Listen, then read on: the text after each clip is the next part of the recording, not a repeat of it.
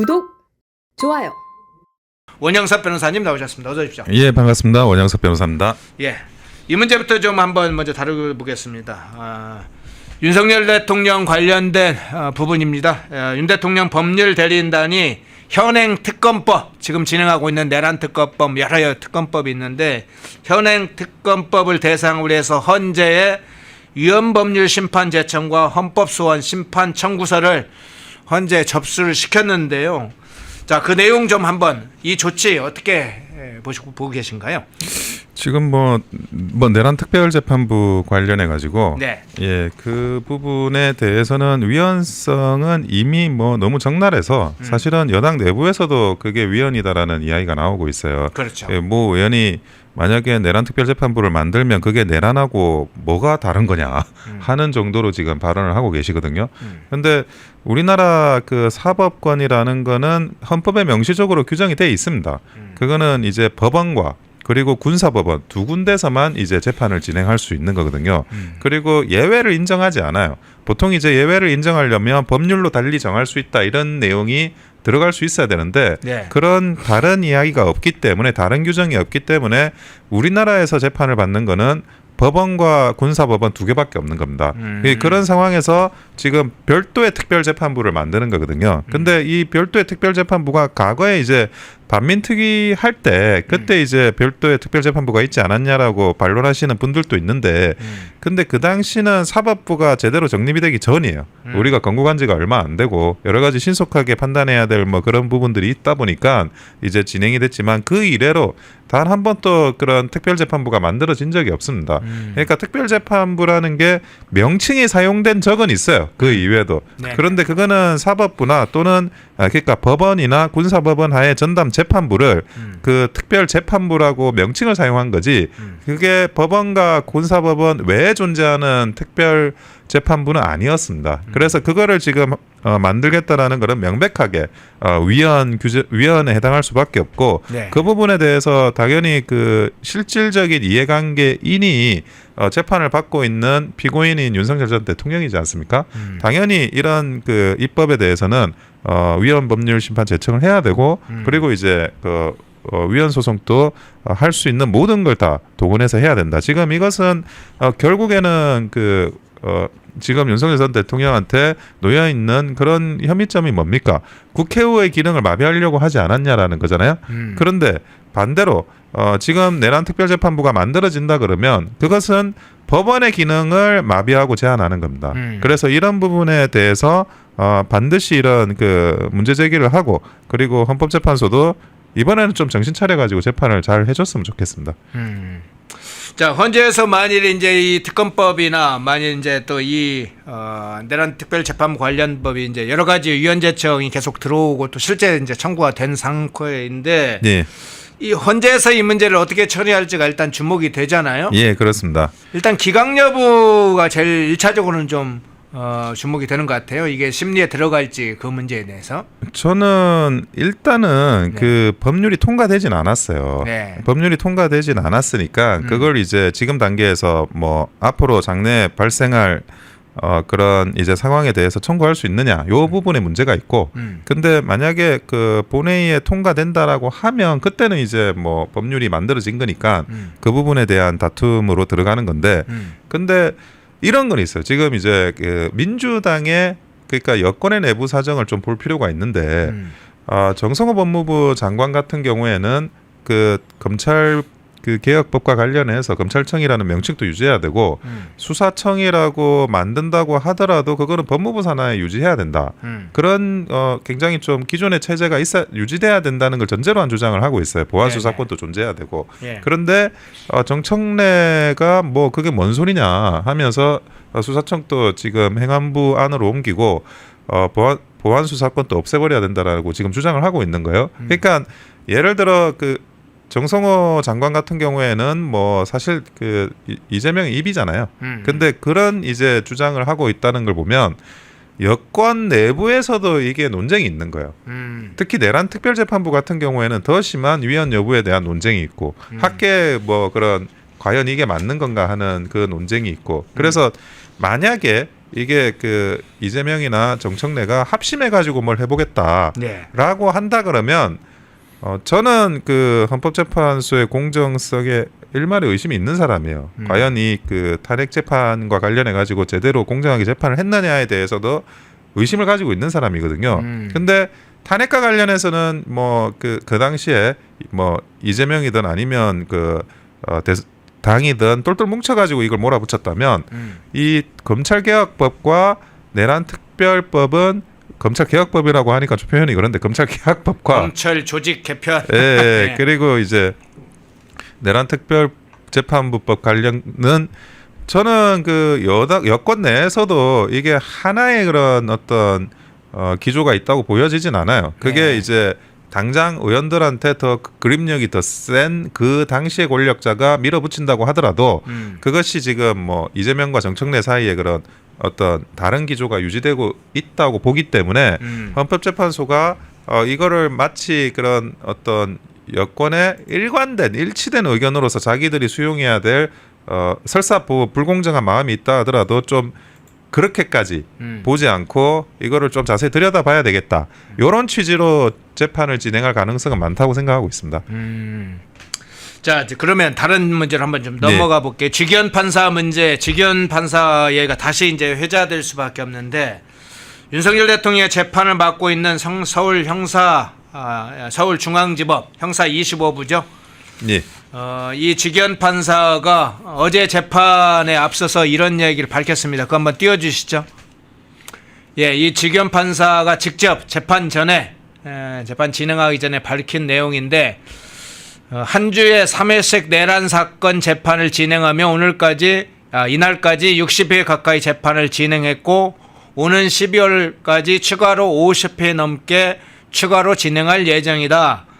재판부에 주어진 시간적, 물적 여건 하에 최선을 다해서 사건을 심리하고 있다. 이러면서 뭐 1심 심리가 현재 예상은 일단 12월로 종결될 예상일 수 있다. 이런 얘기까지 했는데 직위원 판사가 왜 재판 진행 전에 저렇게 사전에 입장을 밝혀야 됐는지 왜 입장을 밝혔다고 보시는 건가요? 지금 이제 내란특별재판부 그 법률에 대해서 추진하고 있는 사람들의 핵심은 그 구속 취소 문제 그리고 이제 그 내란 재판이 지연되고 있다 이런 주장을 계속 하는 거거든요. 예. 근데 지연되는 게 제가 볼 때는 전혀 없어요.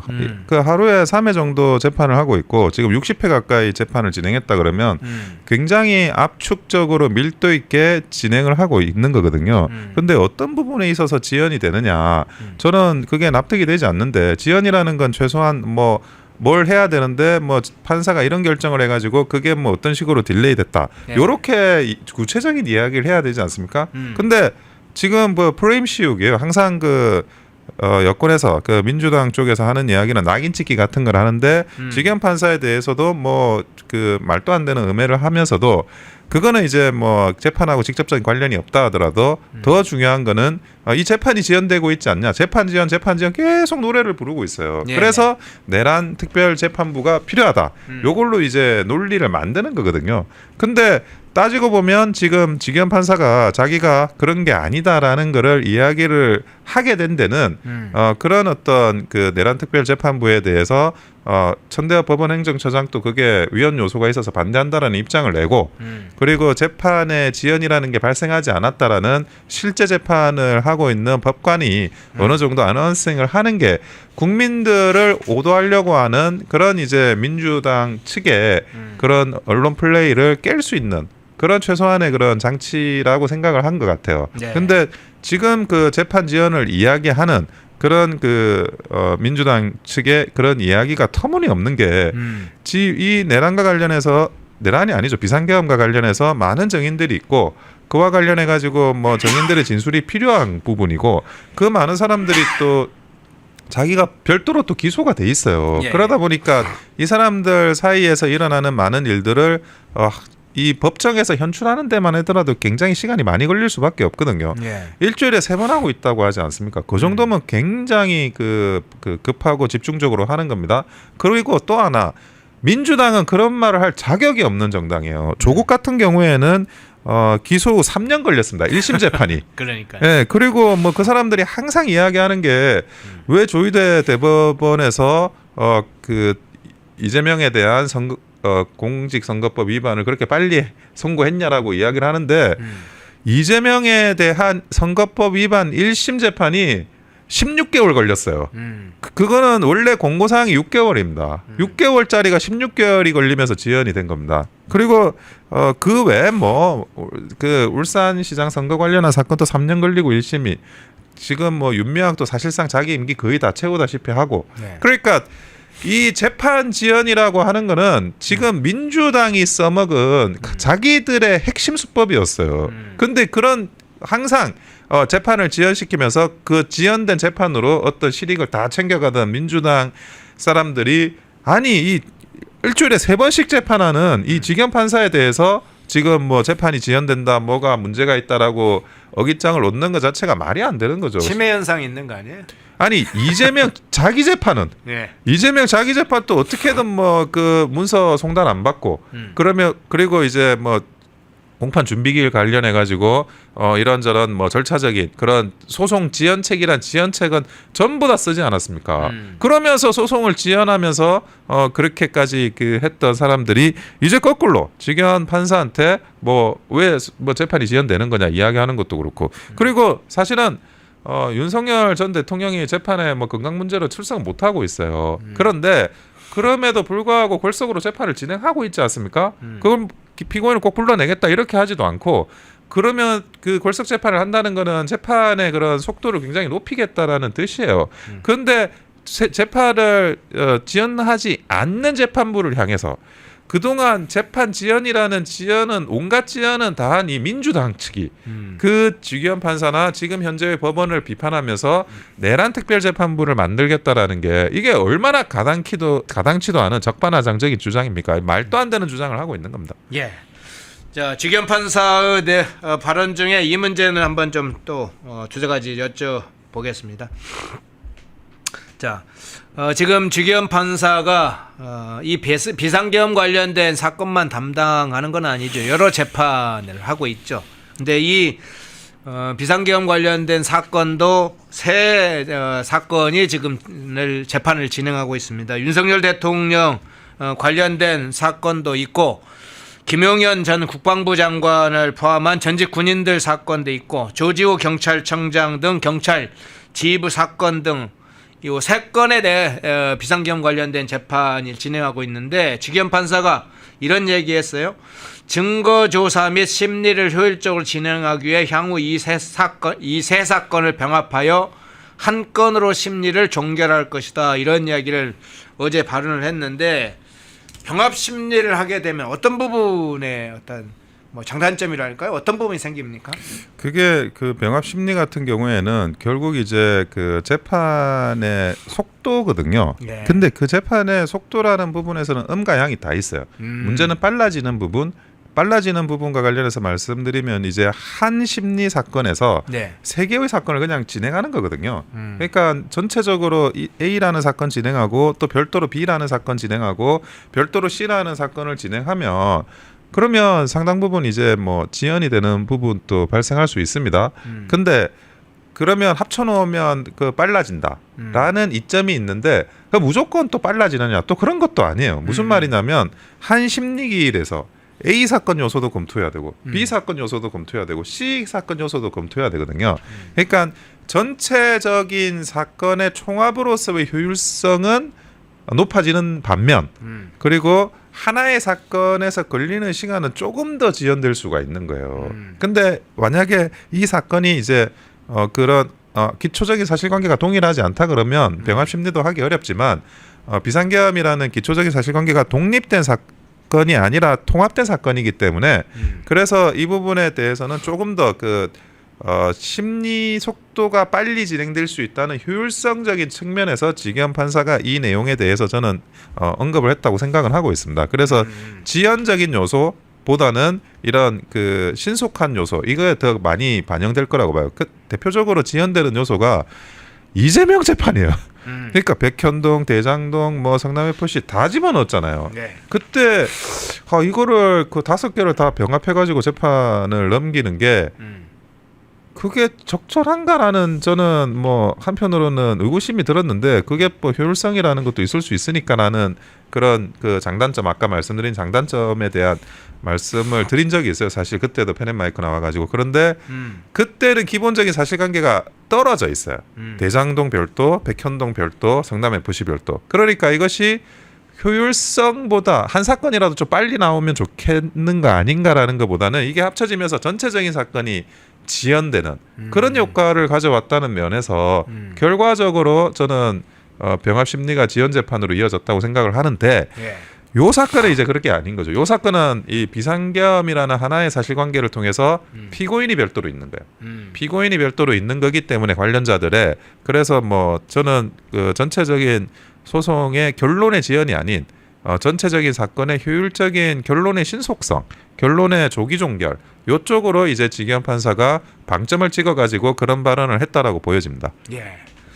자 그런데 이 문제가 좀 색다르게 다른 차원에서 이야기하는 분들이 있는데 이게 근거가 있는지 한번 좀 평가를 해주시면 좋겠는데 지기현 판사가 지금 예상입니다. 뭐 확정 단계는 아니고 2026년 2월에 인사 이동 대상이다 이런 점이 지금 알려지고 있고 인사이동 대상이라는 점을 고려해서 변론 종결을 올해 안에 해서 선고까지 직접 하려는 의지가 담겨 있는 거 아니냐 이런 이제 해석도 나오고 있는데 이 부분은 어떻게 평가하세요? 근데 인사이동 대상이라는 건 아마 정기 인사이동을 전제로 네네. 해서 이야기하시는 것 같아요. 근데 사건에 따라서 그 해당 재판부가 맡고 있는 사건에 따라서는 설사 이제 정기 인사이동 대상이라고 하더라도 인사이동을 안 하고 그냥 그 해당 직에 그대로 유임시키는 경우가 있습니다. 있죠. 과거에 이제 이재명 재판 같은 경우 수원의 그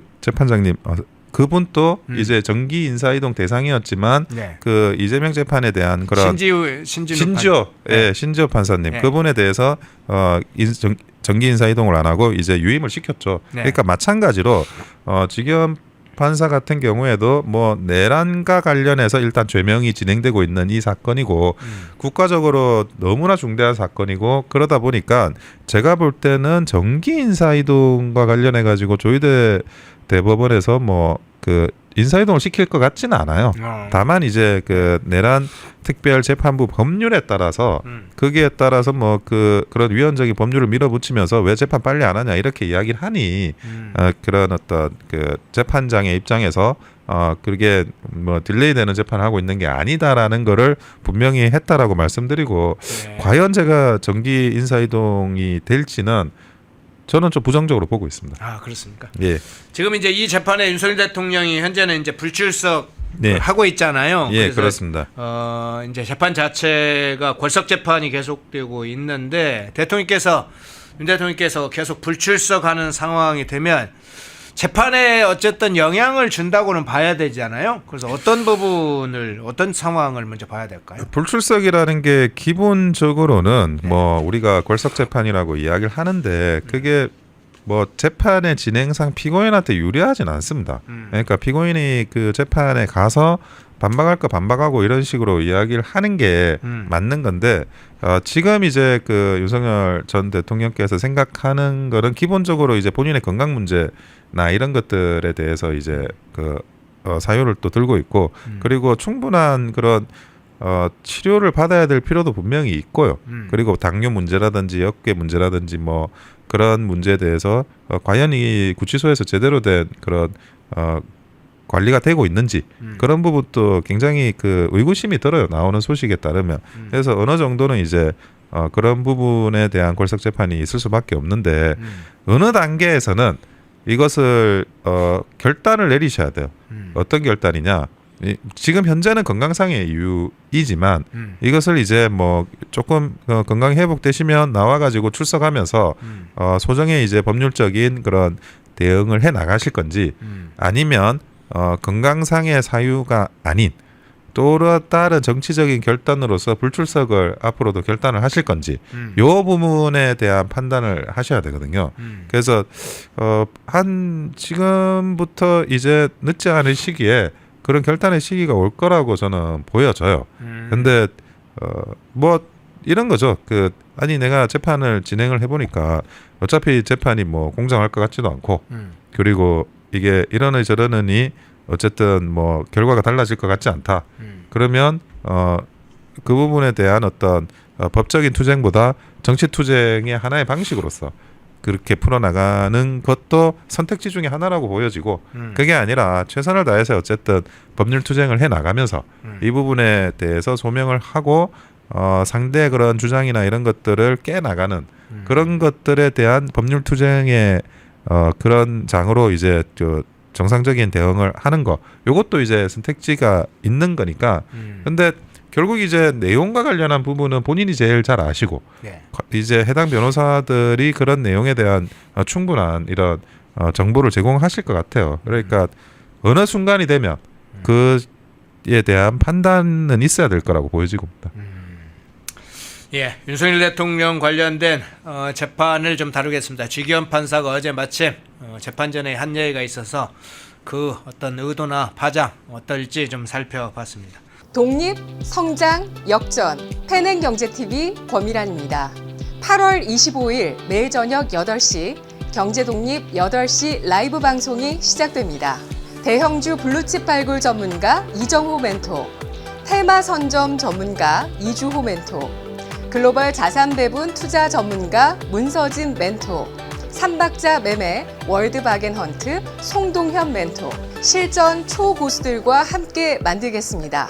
여러분의 투자 라이프를 180도 바꿔줄 경제 라이브, 경제독립 8시, 매일 밤 8시에 뵙겠습니다. 펜앤마이크와 광동이 함께 준비한 초저분자 콜라겐으로 피부 속까지 촘촘하게 관리하세요. 하루 두 알로 피부 보습, 탄력 개선, 체내 흡수에 용이한 저분자 PC 콜라겐, 부원료 또한 탄탄하게 펜앤마이크 TV 단독 할인 1개월분 한 박스에 13,000원, 3개월분 3박스에 30,000원. 펜앤마이크 구독자 전용 댓글 상단 할인 링크에서 구매 가능합니다. 전화 문의는 1661-6915, 전화 문의는 1661-6915. 펜앤마이크와 광동이 함께 준비한 머리부터 발끝까지 모든 순간 풍성하게 광동 효모 비오틴 하루 한 번으로 가득 채우는 에너지 600mg 맥주 효모 함유 목 넘김 좋은 알약 타입 펜앤마이크 TV 단독 할인 1개월분 한 박스에 15,000원 3개월분 3박스에 35,000원 펜앤마이크 구독자 전용 댓글 상단 할인 링크에서 구매 가능합니다. 전화 문의는 1661-6915 전화 문의는 1661-6915 펜앤마이크에서 추천하는 영상도 보고 가세요. 다른 영상도 즐기시려면 구독 버튼을 꼭 눌러주세요.